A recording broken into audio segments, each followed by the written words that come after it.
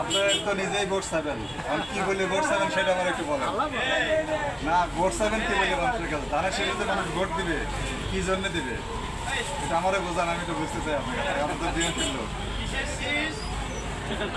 এখানে মোটা দাগে আমরা যে কথাটি বলতেছি যে চারটে জিনিস মানে স্বাভাবিকভাবে সাধারণ মানে মাস পিপলের জন্য, সব মানুষের জন্য, যেমন একটা ফ্যামিলি কার্ড। ফ্যামিলি কার্ডের আওতায় একটা পরিবারের 4 জন সদস্য বিনামূল্যে রাষ্ট্রের থেকে তার নিত্য প্রয়োজনীয় জিনিস পাবে। ফ্যামিলি কার্ডটা হবে ওই পরিবারের। Are farmers card, farmers card হলো একজন কৃষক কৃষি কাজের জন্য সার, বীজ, সেচ সব ধরনের সহযোগিতা পাবে সরকারের কাছ থেকে বিনামূল্যে।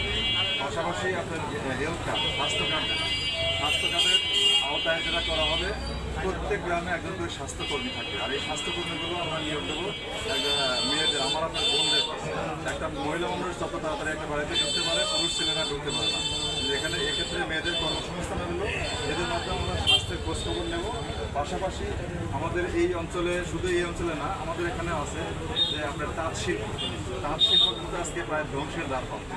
এখানে বিএনপির একটা প্ল্যান আছে তাঁত শিল্পে বিনা সুদে তাদেরকে লোনের ব্যবস্থা করে যে তাঁত শিল্পকে বাসায় রাখা, নেই পাশে আসেন দরকার বস্ত্রের যেই চাহিদা বাংলাদেশে, এই চাহিদাটা আমাদের দেশের মধ্যে থেকে শুধু উৎপাদনই না, এগুলো যেন আমরা রপ্তানি করতে পারি, এই পর্যায়ে নিয়ে যেতে চাই।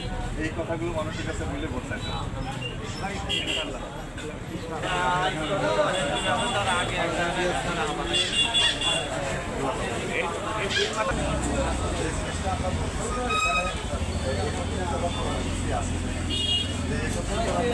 রাষ্ট্রের সংস্কারের বিষয়টা আছে।